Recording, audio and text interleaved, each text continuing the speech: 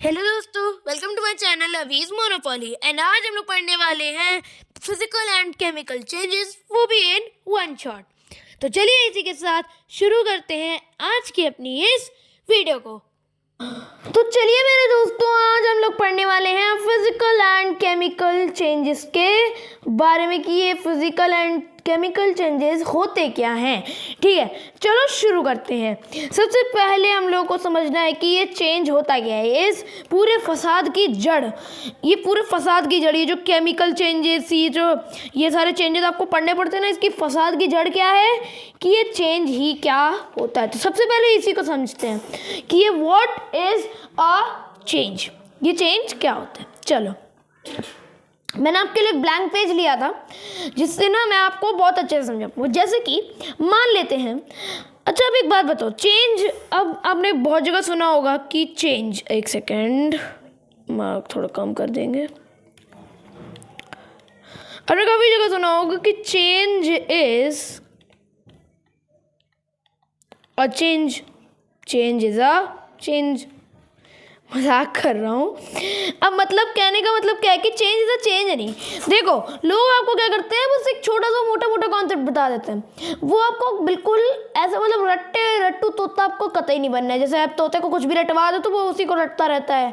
अगर आप उसे बोलोगे हेलो हेलो करना है तो वो hello hello hello hello hello hello उस पूरे दिन करता रहेगा। ठीक है, तो आपको रट्टू तोता नहीं बनना है, आपको अपने अकॉर्डिंग काम करना है। ठीक है, चलो, तो अब समझना क्या है। सबसे पहले देखो, चेंज एक संसार का कांस्टेंट नियम है। चेंज जो है वो संसार का कांस्टेंट नियम है। ये ही हमेशा ही, हर पल तुम जितना भी काम करते हो ना, हमेशा कुछ ना कुछ चेंज होता है। जैसे कि मान लो कभी कुछ इंसान बदल जाते हैं, कभी कोई इंसान बदल जाता है, कभी कोई चीज बदल जाती है। ठीक है, कभी वक्त बदल जाता है, कभी जज्बात बदल जाते हैं, है ना। वो आपने मीम सुनी होगी ना कि वक्त बदल दिया, जज्बात बदल दिया, जिंदगी बदल दी, है ना। तो वो क्या है, बदल जाती हैं जज्बात, वो भी तुम्हारे बदल जाते हैं। पहले तुम अच्छे से बात करते थे, अभी तुम्हें गुस्सा आने लगा है। पहले तुम्हें गुस्सा आता था, अभी तुम अच्छे से बात करते हो। ठीक है, इसी तरीके से इंसान भी बदल जाता है, चीज़ें बदलती हैं और वक्त भी बदलता है। समझ गए? तो ये सब क्या है, एक चेंज का एग्जाम्पल है। इनकी जो इनिशियल पोजीशन है, मतलब अभी जैसे ये एक फोन है, आगे चल के ये हमारा जो होगी चीज, ये जो भी चीज है, जैसे मान लेते हैं ये कोई एक बॉल तुम लेके आए, एक बॉल है, ये एक बॉल है, तुम इसको कहीं से खरीद के लाए, आगे चल के ये गंदी हो जाएगी या फिर फट जाएगी। तो इसकी इनिशियल स्टेट क्या है, अच्छी, और बाद में फाइनल स्टेट क्या है इसकी, फाइनल स्टेट क्या है इसकी, जल्दी बताओ। फाइनल स्टेट है इसकी फटी हुई, मतलब ये गेंद जो है, ये जो बॉल है, ये फट चुकी है। पहले थी अच्छी सी गेंद, है ना, अभी ये फट चुकी है। समझ गए? तो ये क्या हुआ, ये भी एक चेंज हुआ बॉल के अंदर। पहले आप उससे खेल सकते थे, जब वो फट गई तो आप उससे नहीं खेल सकते। तो ये क्या हुआ, एक तरीके का चेंज हुआ। मेरी बात समझ में आई? बात समझ में आ गई? समझ में आ रही ना? नहीं समझ में आ रहा कुछ भी, अगर तुम्हें नहीं समझ में आता तो कमेंट सेक्शन में बताना, उसके लिए अलग से वीडियो दोबारा बनाऊंगा। कोई टेंशन की बात नहीं है। ठीक, इट इज़ अ चेंज। समझ गए? चले नेक्स्ट, चेंज के बारे में तो समझ लिया, व्हाट इज फिजिकल चेंज। मैं तो एक काम करता हूँ, मैं तो हमेशा ही मतलब ऐसे कलर ले लेता हूँ जो इन पे काफ़ी कम सूट करें। क्या कह रहा है कि what is a physical change, ये फिजिकल चेंज क्या होता है। देखो, ये इस पूरी फसाद की जड़ तो समझ ली कि ये चेंज क्या होता है ससुरा, बट अब एक और चीज़ भी तो समझनी है। एक सेकेंड, ये क्या से आ गया, रुको रुको रुको, हट जा, ऐसे।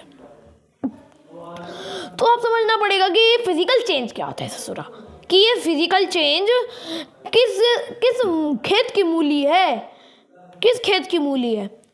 आओ देखते किस खेत की मूली है, बाजरे के खेत की है कि बिहार के खेत की है, देखते हैं। भाई व्हाट इज फिजिकल चेंज? भाई मेरी तो कलर सिलेक्टिंग ना सबसे घटिया होती है। What is a physical change? Physical change क्या होता है? तो ये बेसिकली होता है it is a change. It is a change, ये एक चेंज होता है जिसमें फिजिकल स्टेट बदल जाती है, शेप बदल जाता है, साइज बदल जाता है। ये क्या होता है हमारा फिजिकल चेंज। समझ गए? इसी तरीके से एग्जाम्पल देख लो भाई। एग्जाम्पल क्या है?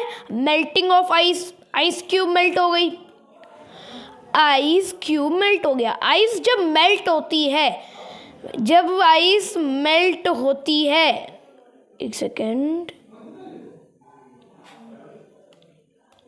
जब आइस मेल्ट होती है तब ये क्या बनती है? वाटर बनती है। बट अच्छा एक बात बताओ, आइस क्या है? सॉलिड है। सॉलिड है, एक स्टेट ऑफ मैटर है। वाटर क्या है? लिक्विड है, ये भी एक स्टेट ऑफ मैटर है। स्टेट ऑफ मैटर में चेंज आया। और एक बात बताओ, आइस का फॉर्मूला क्या होता है? H2O, solid. वाटर का फॉर्मूला क्या होता है? वो भी H2O, वो भी H2O है ना। तो बेसिकली चेंज कुछ नहीं हुआ, बस इसकी फिजिकल स्टेट बदल गई। तो वो क्या हो गया हमारा? एक फिजिकल चेंज। समझ में आई मेरी बात? समझ में आई मेरी बात? आई होप तुम सभी को मेरी बात समझ में आई होगी। चलें आगे। तो सबसे पहले तो इस सब को कर देंगे यहाँ से इरेज। मेरी बात तो समझ में आ गई पूरी तरीके से। मतलब अगर कुछ भी डाउट है सबसे पहले मुझसे ही पूछना पड़ेगा तुमको, ऑब्वियसली बात है। अगला है हमारा क्रशिंग अ पेपर। एक पेपर है, आप अपने घर पे कोई भी, आपकी कॉपी रखी है ना, कॉपी में से एक पेज निकालो, उसको क्रश कर दो। तो क्या हुआ? उसका साइज में चेंज आ गया, उसके साइज में चेंज आ गया।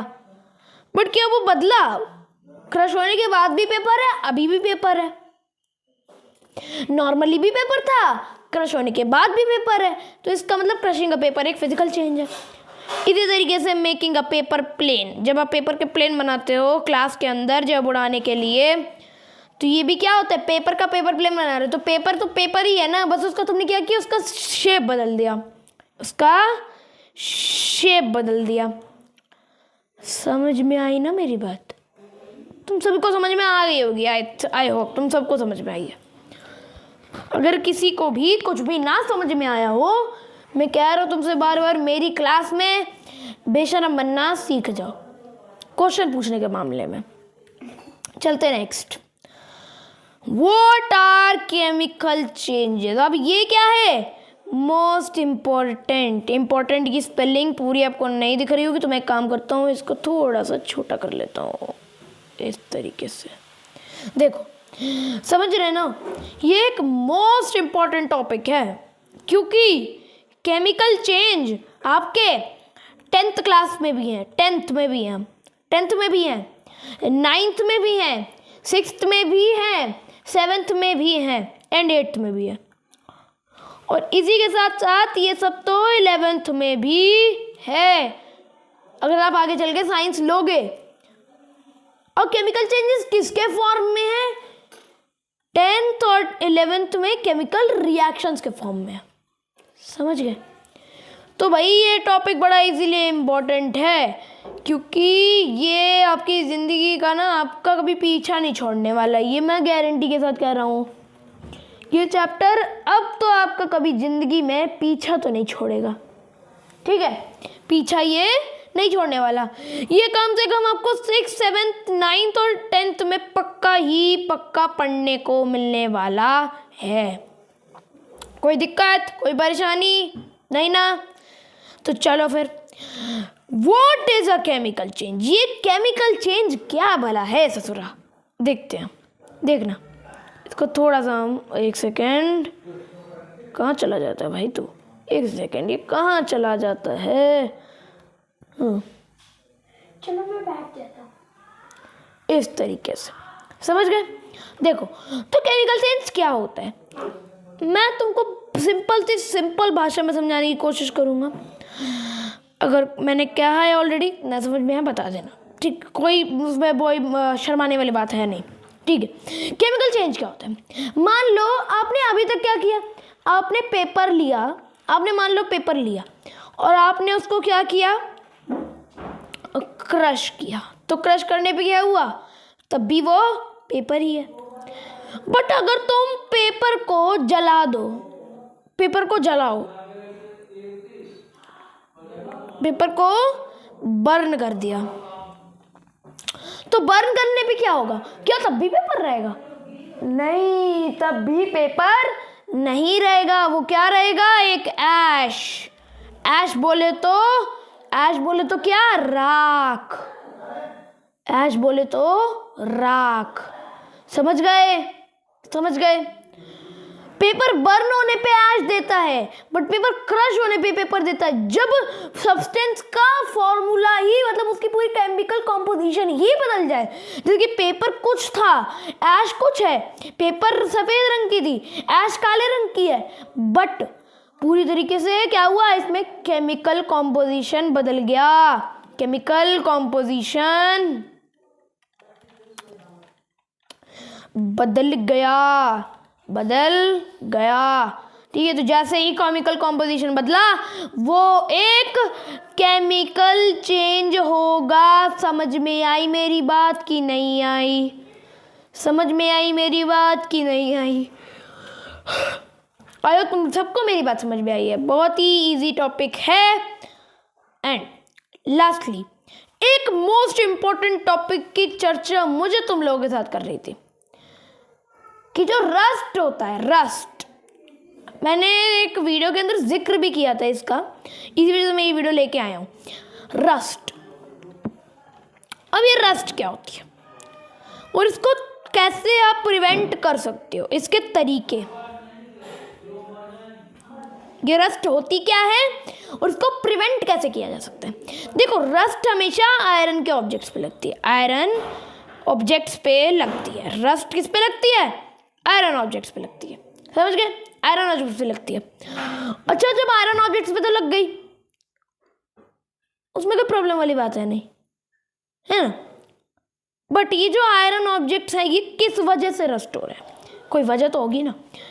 इनके ना एक गैंग है, रस्ट करते हैं एक गैंग है तगड़ी वाली, जो एक किन्हीं भी आयरन ऑब्जेक्ट्स पे अटैक करती है और उनको रस्ट कर देती है, उनको वीक कर देती है, उनको पूरी तरीके से डिस्ट्रॉय कर देती है।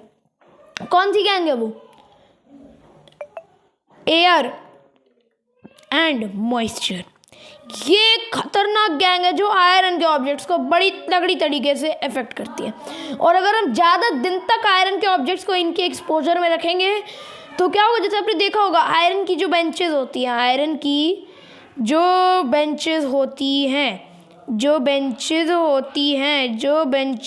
होती हैं वो, उनमें कभी कभी हमने देखा होगा एक होल सा हो जाता है। उनमें क्या होता है, कभी कभी होल हो जाता है। तो होल मतलब बेसिकली ऐसा कुछ नहीं कि होल हो जाता है, वो क्यों होता है? क्योंकि एयर एंड मॉइस्चर ने उसको इतना रस्ट कर दिया है कि वो पूरी तरीके से आयरन इतना डिस्ट्रॉय हो गया कि वो टूट के नीचे बिखर गया।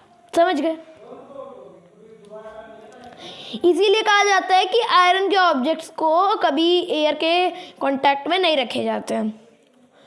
कहती है ना मम्मी कि आयरन के बर्तन को सिंक में मत रखना। तो सिंक में क्यों ना रखना? क्योंकि उन पे जंग लग जाएगी। अगर आयरन का है तो, स्टील का है तो रख दो, कोई दिक्कत नहीं है। समझ गए? आयो, तुम सबको समझ में आया होगा। अच्छा, अभी जो रस्ट होती है इसको प्रिवेंट, आप देखो आयरन ऑब्जेक्ट्स की तो हर जगह ज़रूरत पड़ती है, चाहे तुम कुछ भी कर रहे हो। अब कंस्ट्रक्शन की बात ले लो, जब कंस्ट्रक्शन होता है कहीं पे तो उसके लिए भी आपको आयरन की ज़रूरत पड़ती है, क्योंकि आप उनकी जो मशीन्स होती है वो आयरन की होती हैं और उनको कम से कम वहीं पे कम से कम 4 से 5 महीने रहना होता है। तो वो तो उतनी देर में रस्ट हो जाएंगी, फिर तो वो टूट के भी बिखर जाएंगी। तो उसको प्रिवेंट करने के क्या तरीके होते हैं? उनको प्रिवेंट करने के, इसको थोड़ा सा मोटा करेंगे। How to prevent rusting.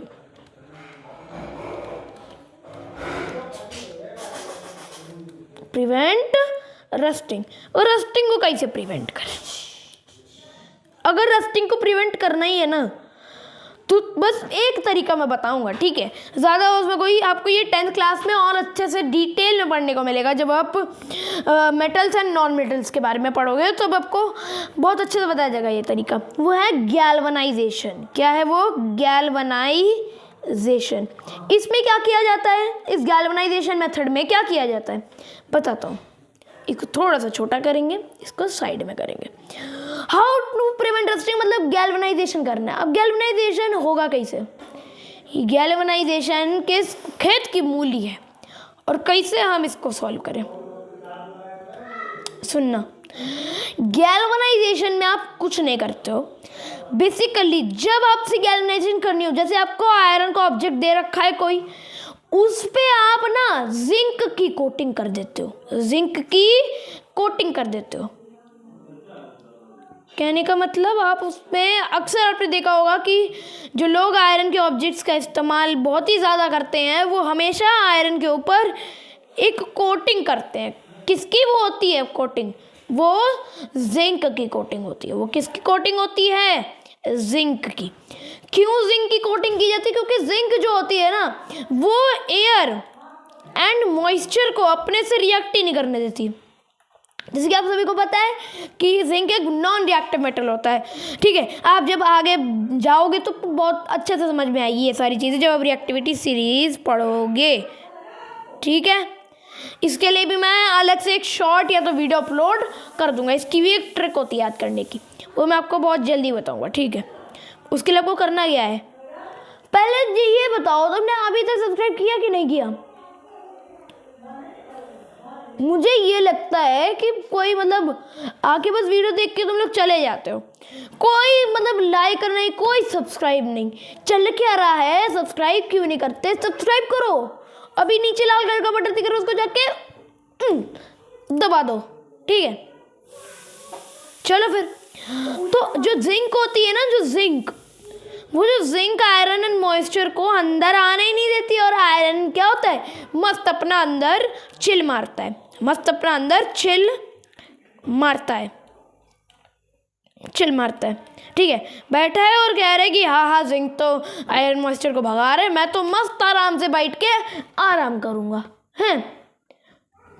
लेकिन जिस दिन ये जिंक की कोटिंग खत्म हुई, आयरन भागा भागा घूमेगा, आयरन भागा भागा घूमेगा कि भैया आयरन मॉइस्चर से मुझे बचा लो, क्योंकि ये गैंग ही खतरनाक है। ये हमेशा किसी भी ऑब्जेक्ट, जो भी आयरन का ऑब्जेक्ट दिखानी उसको रस्ट कर देंगे, ठीक है। और एक तरीका होता है जैसे कि ऑयलिंग, आप उन पे ऑयल की परत चढ़ा दो या फिर आप उन पे पेंट कर दो, पेंट की एक परत चढ़ा दो। जब उस पर पेंट की परत चढ़ाओगे ना तो पेंट क्या होता है, वो भी एक तरीके से गैल्वनाइजेशन ही हो जाएगा, ठीक है। उसकी परत चढ़ेगी तो वो आयरन मॉइस्चर को अंदर आने नहीं देगा, समझ गए? तो आया तुम सभी को ये सारे कॉन्सेप्ट्स क्लियर हैं?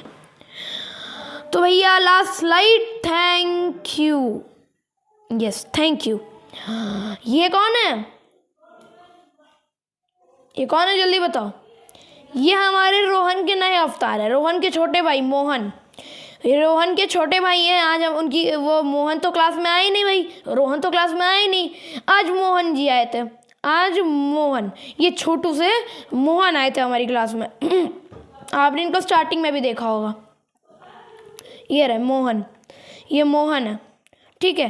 तो अब ये भी हमारे साथ क्लास में जुड़ेगा, ठीक है। अभी इसने नया नया एडमिशन लिया है, ठीक है। तो क्यों मोहन, सारी चीज़ें क्लियर हुई ना?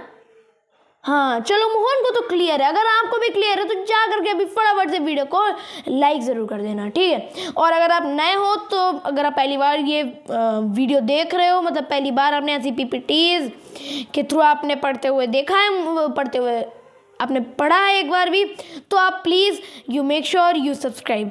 आप अपना माइंड कभी भी चेंज कर सकते हो, ये फ्री है, बिल्कुल एकदम फ्री है। आप इसको 1000 बार सब्सक्राइब, 1000 बार अनसब्सक्राइब भी कर सकते हो, कोई इसमें पैसा नहीं लगता, ठीक है। तो इसी के साथ आज की वाली वीडियो यहीं पे समाप्त होती है। तो मिलूंगा मैं जल्दी आपसे अपनी अगली वीडियो में, तब तक के लिए stay curious. Thanks for watching.